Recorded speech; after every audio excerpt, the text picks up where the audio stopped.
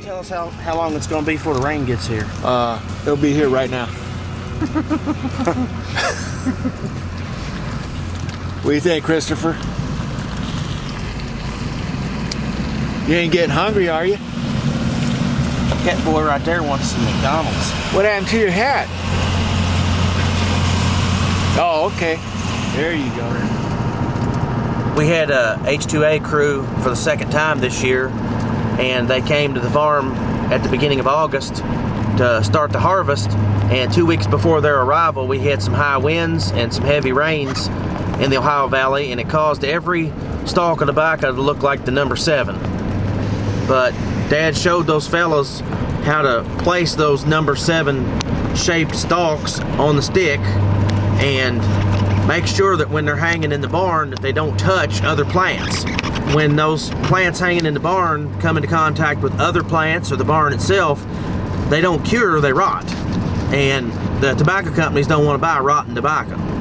And this year we had excellent quality, and I attribute that first of all to the fact that the tobacco was cut and housed when tobacco should be cut and housed, and secondly that the men did a really good job. They had pride in their work of getting that tobacco hung where it didn't touch any other plants or it didn't touch the barn itself, so that when they took it down and stripped the leaves off of it and put it in a bale, we had really good quality. Not just really good quality, but the quantity was pretty good this year also.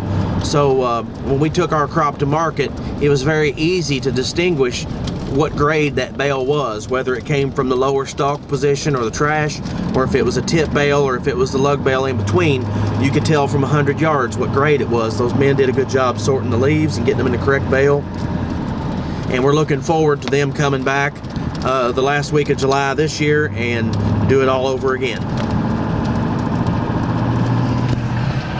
2016 Burley. What's up? Hey, shoot across there.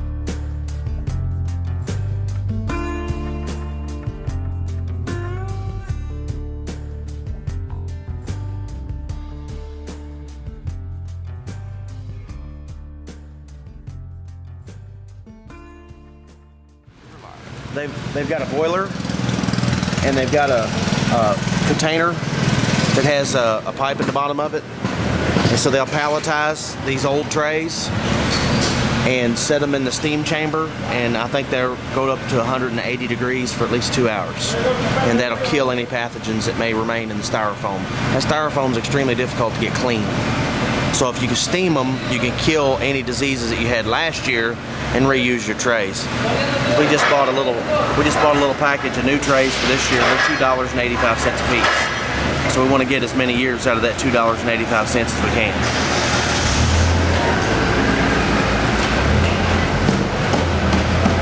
This is our pallet of trays that were steamed. We're going to go ahead and shrink wrap that for us so we can transport that down the highway without it blowing all over the place.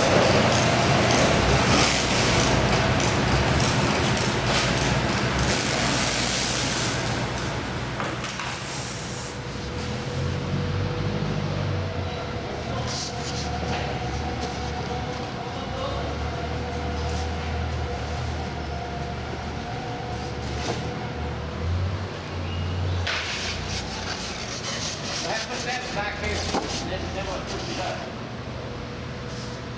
I said it, here, push it back, then we'll push everything up. Oh, good. Finished product, palletized, shrink wrapped, trays have been seeded, filled with dirt, the whole 9 yards, shrink wrapped on this pallet. Got a little tag here so that the guys who work here know who it belongs to.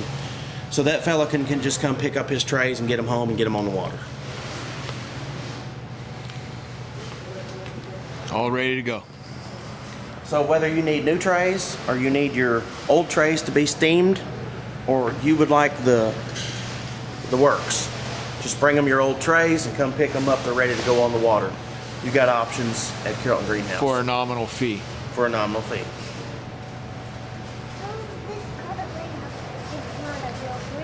Oh, they have greenhouses. Do you want to see them? Put your hat on.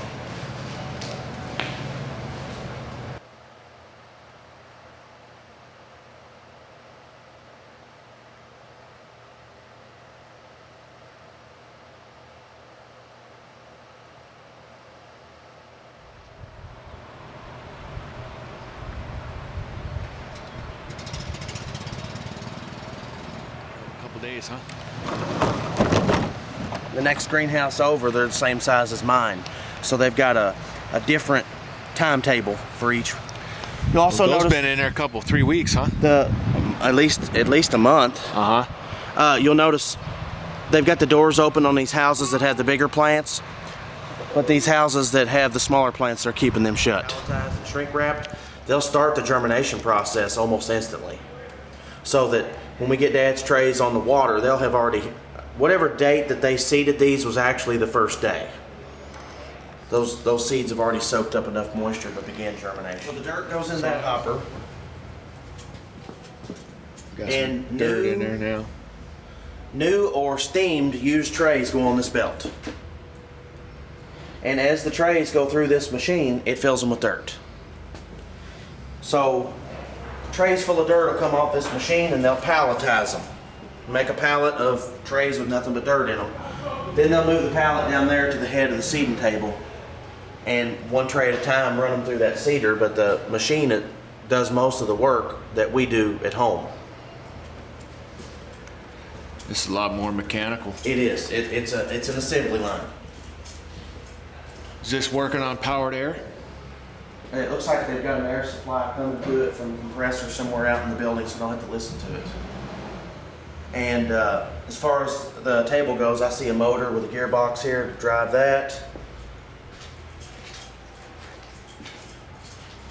This says Hamilton drum seeder, so I'm going to guess there's probably a small vacuum pump right here to run the seeder.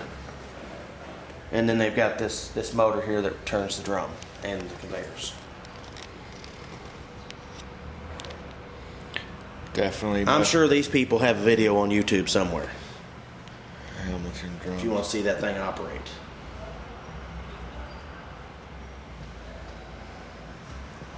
They still hand dibble. You can see a variety of different dibble boards here that they may use. This one is similar to the one that we use with the wooden beads. This dibble here has little pyramids. Dad has one like this for his 253s. Yeah.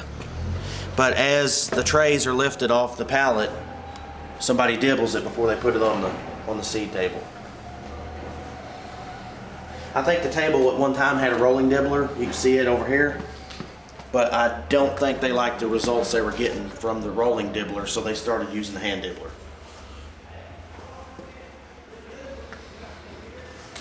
Here's a model that's made out of aluminum, cast aluminum. Ultimately, what you want is you want every seed to be in the center of the square. So if you get the dibble lined up where the seed can roll to the bottom, then it's in the center of the square, and it also gives it a little warm spot to get started.